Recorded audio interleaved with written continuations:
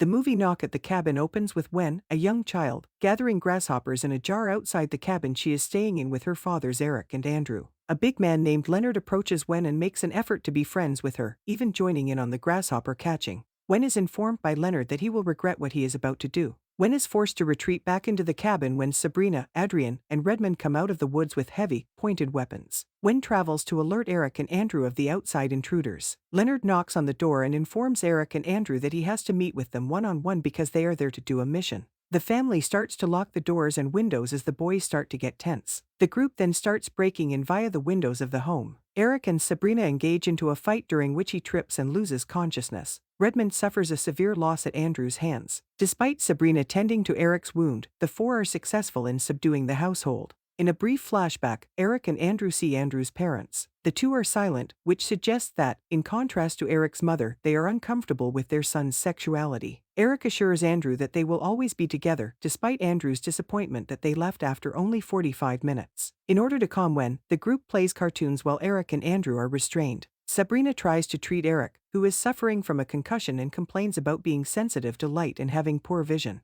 The group starts out by introducing themselves and their origins after everything has been resolved. Redmond works in sanitation, Sabrina is a nurse, Adrian is a line cook, and Leonard coaches children's basketball. The four of them have been experiencing visions of doomsday scenarios, and Leonard explains their appearance by saying that the family has been chosen to make a sacrifice in order to assure humanity's survival. If the family doesn't make a decision, the dire scenarios will come to pass. Also, they are informed that they cannot kill themselves to protect their loved ones. Eric and Andrew are adamant that they don't want to make any sacrifices. The gang continues by declaring that mankind is being judged. Sabrina moves in front of Eric as the sun shines off a mirror in his direction, but he seems to see something. Prior to Adrian and Sabrina stabbing him in the head with their swords and Leonard beheading him, Redmond advances and dons a white mask. Another flashback has Eric and Andrew adopting Wen for the first time. She had a cleft palate at birth, but had surgery to repair it. Leonard returns to the present and switches on the television to inform the family of what has happened thus far. There have been numerous fatalities caused by strong earthquakes and tsunamis that have occurred in different regions of the world.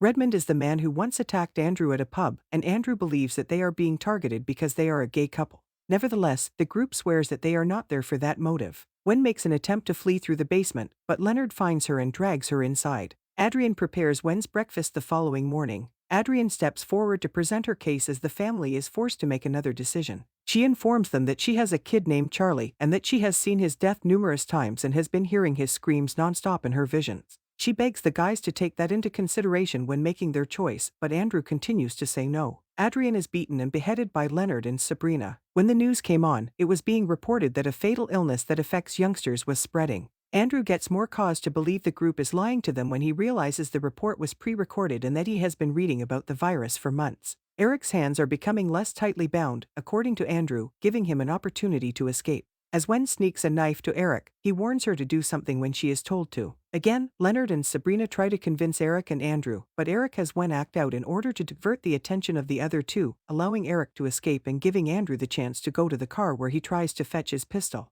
After Sabrina hurts his leg, he spits in her face and sprints for the car. She tries to break in and lightly stabs him in the side as he loads the gun, but he shoots his gun and compels Sabrina to put her weapon down. Another flashback depicts the bar attack with a man who somewhat resembles Redmond, which inspired him to take self-defense classes and purchase a gun. Andrew threatens Leonard after returning to the cabin, but is horrified when Sabrina enters and he has to shoot her. Leonard beheads her after she passes away. In addition, Andrew removes Redmond's wallet from his body and affirms that Rory O'Bannon was the person who attacked Redmond. With the purpose of seizing the automobile the party arrived in and using it to travel home after slashing the family's car's tires, Andrew commands Leonard to enter the restroom under threat of being shot. After some time, Leonard smashes the bathroom window, giving the guys the impression that he is trying to flee to the car and leaving them there. Despite getting injured in the arm, Leonard continues to attack Andrew despite Andrew opening the bathroom and firing into the shower. Following a brief fight, Leonard manages to take Andrew's gun away and orders the boys to restart the TV. Failures start to occur in hundreds of airlines all over the world, resulting in the abrupt disappearance of thousands of aircraft. Leonard uses the same phrases as the news anchor, giving Andrew the impression that everything was scripted.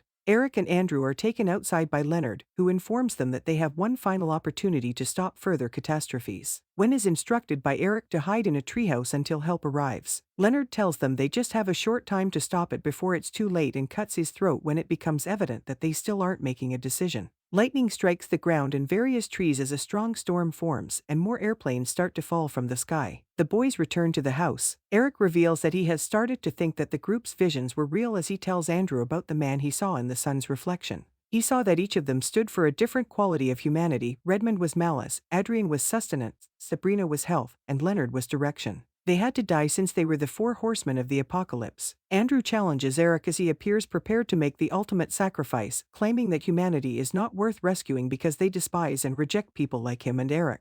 Then Eric tells Andrew about a vision he saw of a world in which time does not end. He describes how Andrew ages and remains close to Wen, who has found a job she is proud of and a partner who loves her as much as she loves them. Eric is at peace after realizing this and grabs Andrew's hand to shoot himself. Andrew goes to retrieve Wen from the treehouse after grieving for his late husband. The two continue to trek till they come across the truck that Leonard's crew arrived in. Andrew discovers evidence in the backseat showing the group, with the exception of Redmond, really was who they claimed to be. Sabrina worked as a nurse, Leonard actually was a beloved coach, and he also discovers a photo of Adrian and Charlie. Wen and Andrew take a car to a diner where a crowd has gathered to see the news of the disasters coming to an end. Aircraft have safely landed, and the virus's death toll is declining. Wen and Andrew later embark on an uncertain future together.